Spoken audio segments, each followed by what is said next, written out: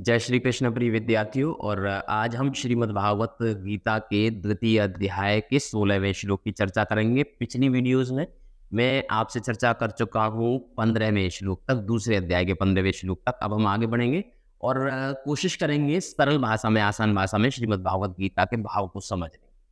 तो आइए बढ़ते हैं 16वें श्लोक की ओर। 16वें श्लोक में थोड़ा सा मैं आपको ये बता देता हूँ कि पिछली वीडियोस में मैंने आपको बताया था कि भगवान श्री कृष्ण जब अर्जुन पूरी तरह से टूट चुका है और युद्ध न लड़ने की बात कह रहा है, तो श्री कृष्ण भगवान कैसे उसको मोटिवेट कर रहे हैं युद्ध लड़ने के लिए। तो 16वें श्लोक में भगवान अर्जुन से कहते हैं, ना सतो विद्यते भावो ना भावो विद्यते सतः उभयोरपि द्रष्टो अंतस्त्वनयोस्तत्त्वदर्शिभिः।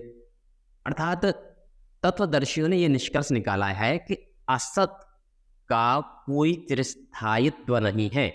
यानी असत्य जो होता है ना, असत का है या असत्य का है, बात लगभग एक जैसी है।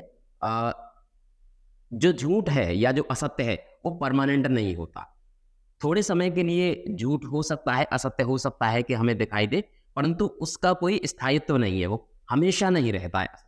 परंतु सत्य वो सर्वदा रहता है। इसी श्लोक में आगे ये बताया गया है कि सत्य अपरिवर्तित रहता है, वो कभी बदलता भी नहीं है। उन्होंने इन दोनों की प्रकृति के अध्ययन द्वारा यह निष्कर्ष निकाला है। जो विद्वज्जन है, जो विद्वान है, वो बताते हैं, देखिए असत किसे कहा गया है? असत कहा गया है इस शरीर को, भौतिक शरीर को असत कहा गया है, क्योंकि ये हमेशा नहीं रहेगा। लेकिन जो जीवात्मा है इसके अंदर, वो हमेशा रहेगी, वो अपरिवर्तनशील है। जिस प्रकार से हमारा शरीर है, पहले बचपन में बहुत छोटा था, फिर शैशवावस्था के बाद हम बाल्यावस्था में आते हैं, किशोरावस्था में आते हैं, युवावस्था में आते हैं, प्रौढ़ावस्था में आते हैं और उसके बाद वृद्धावस्था में जाते हैं। ये जो परिवर्तन है ना, ये असत का प्रतीक है। जैसा कि मैंने आपको बताया कि असत जो है चिरस्थायी नहीं, हमेशा नहीं रहेगा। असत हमेशा बदलता रहेगा या फिर समाप्त हो जाएगा, और फिर अंत में क्या होता है? शरीर समाप्त हो जाता है। क्यों समाप्त हो जाता है? क्योंकि ये असत है। जबकि इसके अंदर जो जीवात्मा वास करती है वो सर्वदा रहेगी और एक समान रहेगी। और जीवात्मा जो है ना, ऐसा शास्त्रों में अनेक विभिन्न पुराणों में उल्लेख मिलता है कि जो जीवात्मा जो है ना, वो कितना छोटा होता है। हमारे जो बाल है ना, इस बाल के अग्रभाग का 100वां हिस्सा जो है ना, उस 100वें हिस्से का भी 100वां हिस्सा जो होगा उतना छोटा होता है जीवात्मा। और जीवात्मा हमेशा परिवर्तनशील है। मतलब परिवर्तनशील से कहने का मतलब नहीं वो स्वयं परिवर्तित होता है, वही भी वो स्थान परिवर्तित करता है।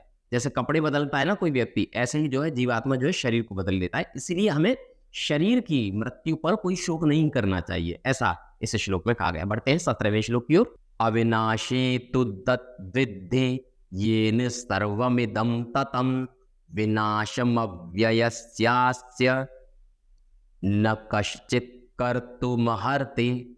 अर्थात जो सारे शरीर में व्याप्त है उसे ही तो अविनाशी समझो। उस अव्यय आत्मा को नष्ट करने में कोई भी समर्थ नहीं है।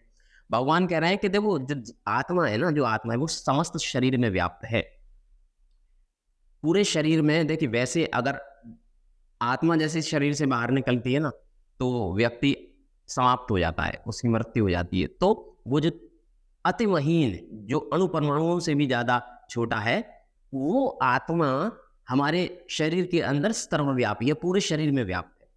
जिस तरीके से सूर्य होता है ना, सूर्य एक ही स्थान पर है, परंतु उसकी किरणें पूरे पृथ्वी लोक को, पूरे भूमंडल को जो है आलोकित करते हैं, प्रकाशवान करते हैं उसकी किरणें। उसी प्रकार से आत्मा जो है ना, वो शरीर में अति सूक्ष्म है, परंतु वो पूरे शरीर के अंदर व्याप्त है और पूरे शरीर को संचालित करती है। और ये उस अव्यय आत्मा को नष्ट करने में कोई समर्थ नहीं है। भगवान कह रहे हैं कि अर्जुन, अगर तू सोच रहा है ना कि तू किसी की हत्या कर रहा है, किसी को ना, ये तो संभव है ही नहीं। तो किसी को मार ही नहीं सकता है, क्योंकि आत्मा कभी मरती ही नहीं है, इतनी सूक्ष्म है, वो मरेगी ही नहीं। ठीक है, केवल शरीर मरेगा और जो असत्य है ना वो समाप्त होगा। क्यों व्यर्थ में चिंता करता है? भगवान कहते हैं। अगले श्लोक की ओर बढ़ते हैं। 18वें श्लोक में भगवान क्या कह रहे हैं? भगवान कहते हैं कि अनंतवंत इमे देहा नित्यस्युक्ता शरीरिणः अनाशिनो अप्रमेयस्य तस्माद्युध्यस्व भारत। भगवान कह रहे हैं कि अविनाशी, अप्रमेय तथा शाश्वत जीव के भौतिक शरीर का अंत अवश्यंभावी है। अतः हे भरतवंशी, युद्ध करो। ये जो भौतिक शरीर है, इसका अंत तो निश्चित है, आज नहीं तो कल होना ही होना है। तो इसलिए इस शरीर को मारने के विषय में चिंतन करने की अर्जुन तुम्हें कोई आवश्यकता नहीं।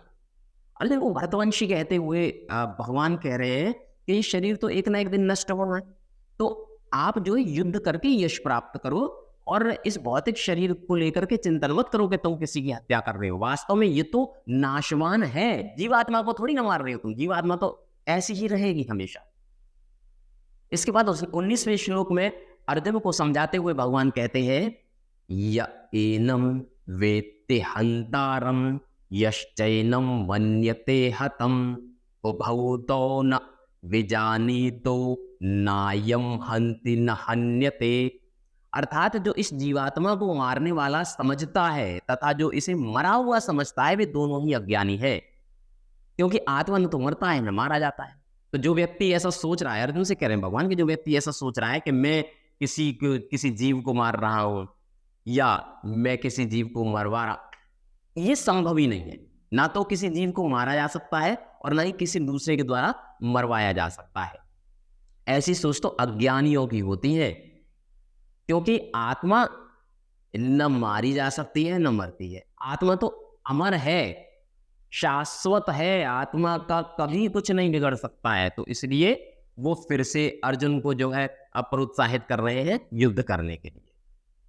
न जायते म्रियते वा कदाचिन्नायं भूत्वा भविता वा न भूयः अजो नित्या शाश्वतो वयं पुराणो न हन्यते हन्यमाने शरीरे।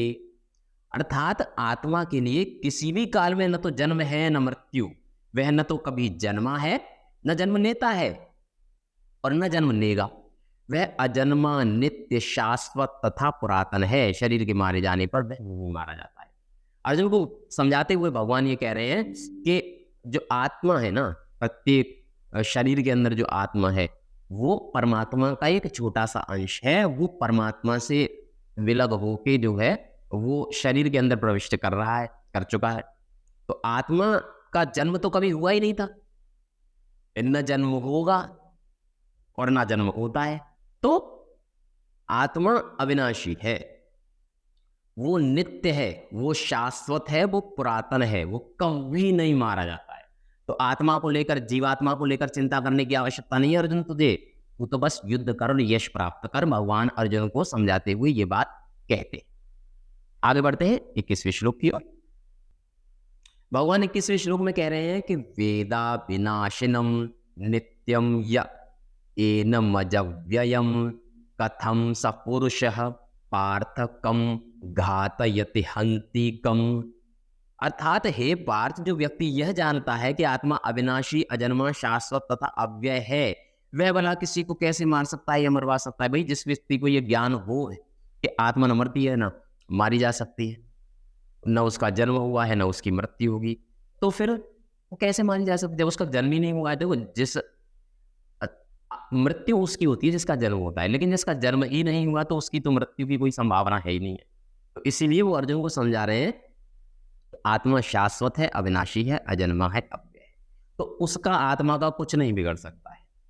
अगले श्लोक की ओर बढ़ते हैं, 22वें श्लोक की तरफ हम बढ़ेंगे। भगवान 22वें श्लोक में अर्जुन से कहते हैं, वांसासि जीर्णानि यथा विहाय नवानि गुणाति नरो पराणि तथा शरीराणि विहाय जीर्णान्यान्यानि संयाति नवानि देहि।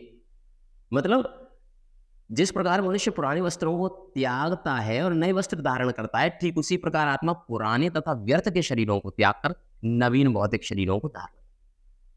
देखिए, जो शरीर है ना, उसके अंदर एक आत्मा निवास कर रहा है और शरीर को संचालित ही आत्मा के द्वारा किया जा रहा है। आपने देखा होगा, देखिए वैज्ञानिक, भौतिक वैज्ञानिक है ना, वो भी इस बात को मानते हैं कि शरीर के अंदर कोई ऐसी एक एनर्जी है कि उसके निकलते ही शरीर सड़ना शुरू हो जाता है।